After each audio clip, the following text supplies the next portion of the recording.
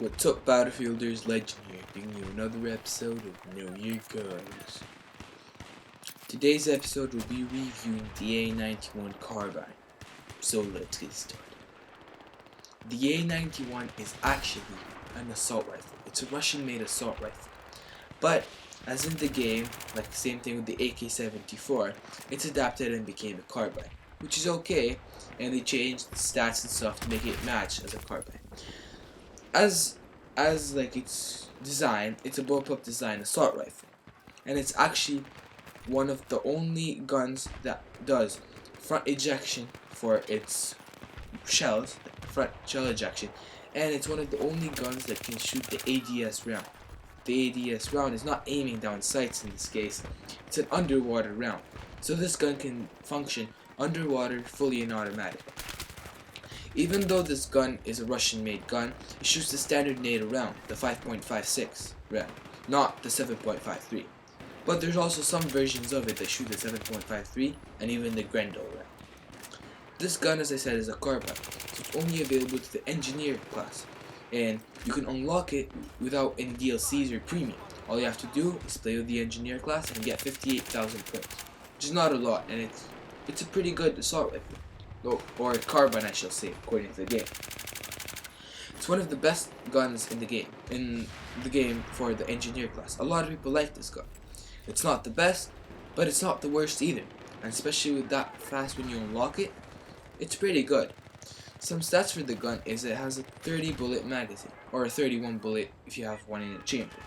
For the fire rate, which is normal, for the fire rate it has an 800 round per minute fire rate, which is not the fastest fire rate in the game or in the carbine, but it's also as much as the M4A1 and it's not the lowest.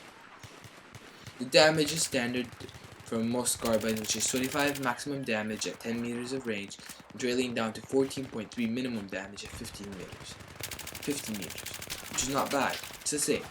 Now the thing is, see, these stats point out that it's good for close quarters. Well, the next stats will. It has the lowest bullet velocity in all the game for all the carbines. It has the highest first shot multiplier for all the carbines. It has the best hip fire spread, so the lowest hip fire spread from all the carbines. And it has a 0.2 pull up and a 0.5 to the left and 0.5 to the right, so extremely high side-to-side recoil. All of these stats point to that it's a very good close quarters gun. You can't use it for long range. Then here comes a stat that will bump up and remove all your thoughts of it.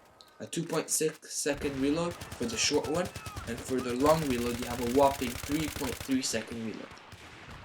You do realize, if you're in a close quarters situation with more than one person playing a TDM, for example, like the video you're watching right now, most of my deaths, the most deaths you're going to get, are going to be because you're going to have to reload.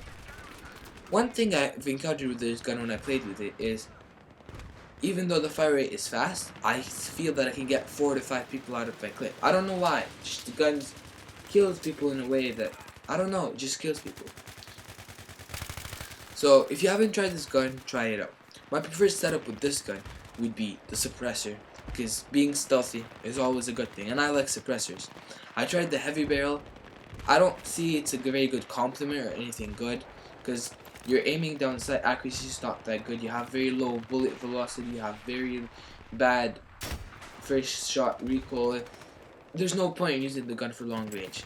The other thing that I might even consider would be a tack light to blind the enemies, or the laser sight to improve your hip fire.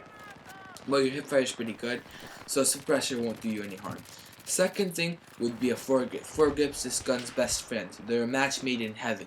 You can't go wrong with a foregrip when you have this high side recoil. And then for the sight, I would choose the Cobra RDS, which you unlock it at 10 kills, pretty simple. And if not, just use any red dot sight. So in the end, if you haven't tried this gun, try it out. It's one of the favorites for a lot of people, and a lot of people like this gun. So if you haven't, try it. It's not going to be the best, but it's not going to be the worst. See you on the battlefield, soldiers. Legend, signing off.